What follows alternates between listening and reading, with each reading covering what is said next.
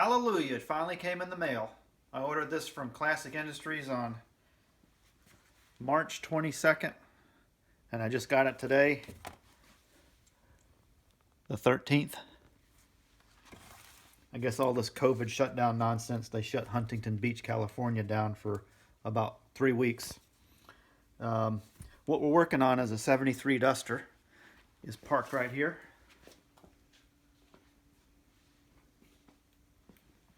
We're doing a heater core job. And since we already had the thing apart, we decided to go ahead and fix up our heater controls. And you can see the overlay is shot. It came loose and it's all yellowed and nasty. And for anybody that wants to know, if you go on Classic Industries, you got to look it up for a B body. A bodies never get any love. So if you look it up for, I think, a 73 to 74 B body, you should get the correct overlay. And that's what came in the mail today. We'll cut this thing open. Let's see if I can cut this one open without actually cutting the overlay. All right, so we'll might be able to just pull it open.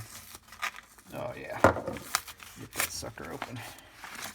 Oh, it's still sealed up tight. All right, we'll give it a quick little cut-a-rooney. All right, there we go. All right, there she is. There's a brand new one. And I'll tell you what, it don't look as sturdy as the one that came on it. But premium dash decals made in Canada. I got a good story for you on that. So when I realized that they shut California down, and I already had this car apart, and I didn't want to wait, I went on eBay and I ordered one that said it was shipping out of Canada. And he said he sent it letter mail. I ordered it the next day on the 23rd. It still ain't here.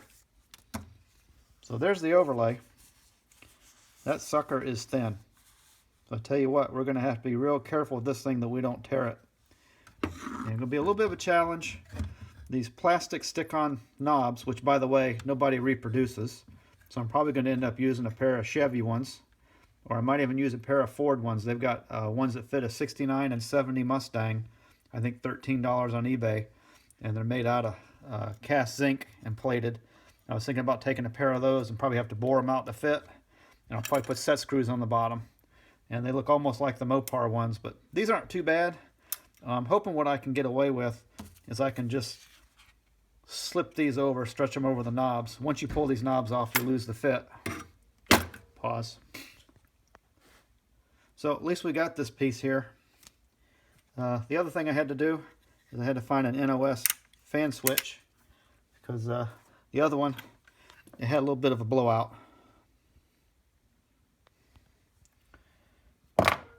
We got that one. Somebody bought it November 30th, 1990. It sat in a box. NOS. Lucked out on that deal. In case you're wondering, Standard Motor Products, they make one that looks a lot like the Mopar one, except it's for a 4-speed fan and the prongs are in a different spot. And I know you all have seen these on eBay if you're looking at this now. And I call this one a HS202. If you were willing to hack up your original harness, you could use a 4-speed one, but they're not going to be in the same detent position. You just have one tong you wouldn't use. I'd advise not doing that. There seems to be a bunch of these on eBay now. I don't know if it's because maybe there's just not as many people chasing them anymore. I don't know. But we'll get that buttoned up. This is what was keeping me from putting the car back together. We already got the heater core back in. That'll be another video we'll show you on how we did that. And this is my Franken speaker.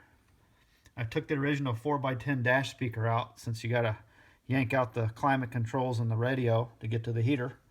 And I basically took that 4x10 and repurposed it to hold a pair of 4-inch Pioneer speakers, which I had tucked under the dash for a while. I didn't want to cut up my kick panels or my doors.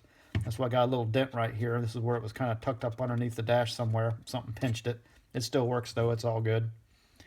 I put it up under the dash, and I wasn't too happy. I can still see all the gold tone shining through the grids on the dash when you look through the windshield.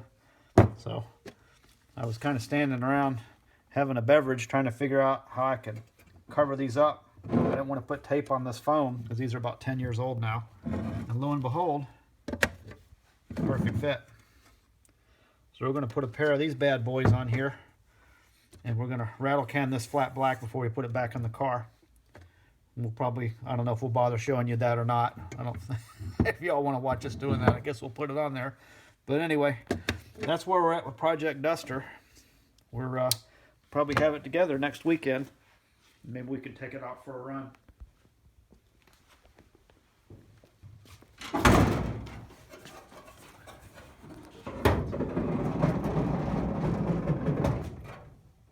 $360 cubic inches, factory air, disc brakes, rally wheels, all the good stuff. Been in the family since it was new, and it's a V8 conversion. It was a slant 6 car originally, and back in the, I guess it was the mid 90s I did this. It was about, I guess, close to 25 years ago. We've put maybe 25,000 miles on this engine since it got put in when it was rebuilt. It came out of a Newport, and it had a heavy duty 904 behind it, which I think they call them 998s or 999s or something. It's got an extra set of clutch frictions in the drums and a wider low reverse band, so it's maybe not quite 727 strong, but plenty strong enough for a 3,100 pound car with a small block in it. And it's dishing out the hurt to a set of 355s with a limited slip differential out of a Jeep Cherokee, and it hooks up good. It's got super stock springs and a trailer hitch on the back. We use it to tow a boat too.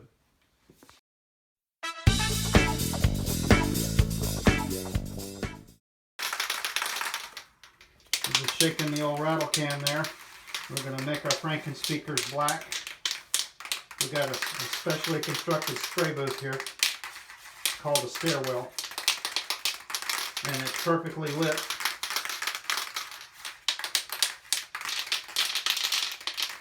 We got our Dixie cups there. One of them fit right in the hole pretty good. It doesn't need a weight. The other one's got a big old Napa socket sitting on top of it so the rattle can doesn't blow the Dixie cup over.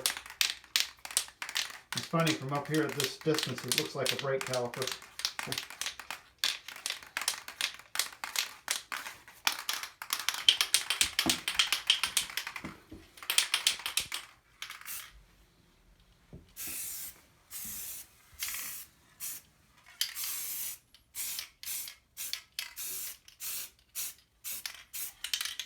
Oh yeah, that's looking so much better. Just make her all black. That's going to look factory.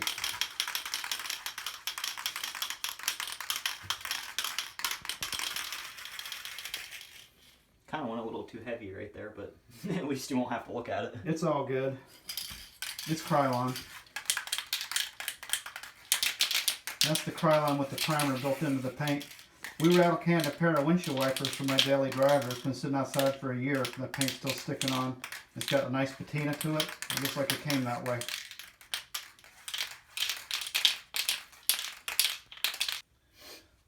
We just got the first coat going there. It's looking pretty good. It's looking factory to me. Oh yeah, that great Mopar feeling. There we go. Ready for the old second coat.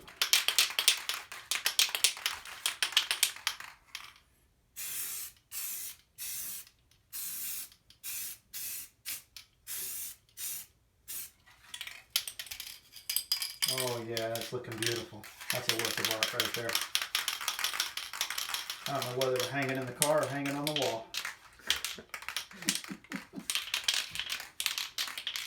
Beautiful. We're almost there. You think we need another coat? Probably 3, like the third coat. I think it's a 3-coater. Yeah. Yeah. Alright, I just had to throw the chicken on the grill. Let's make our way back up to the spray booth and see how we're doing.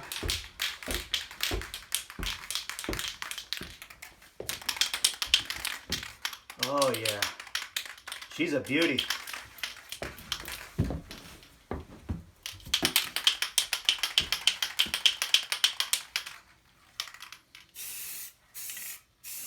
Oh, nothing like the smell of Krylon.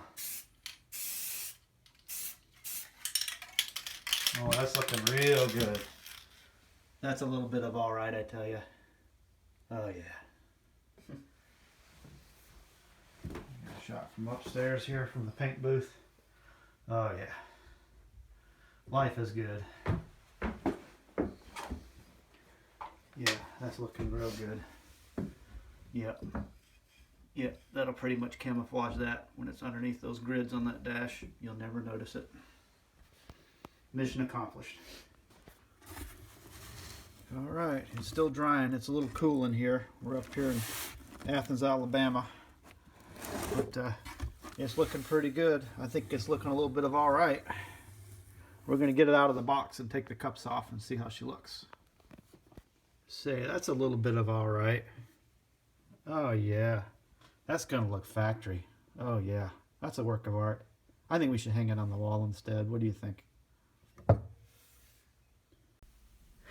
Coming to theaters near you this spring, Short Circuit 3 starring Ali Sheedy's great-great-granddaughter. And as always, if you enjoyed the vibe, hit subscribe.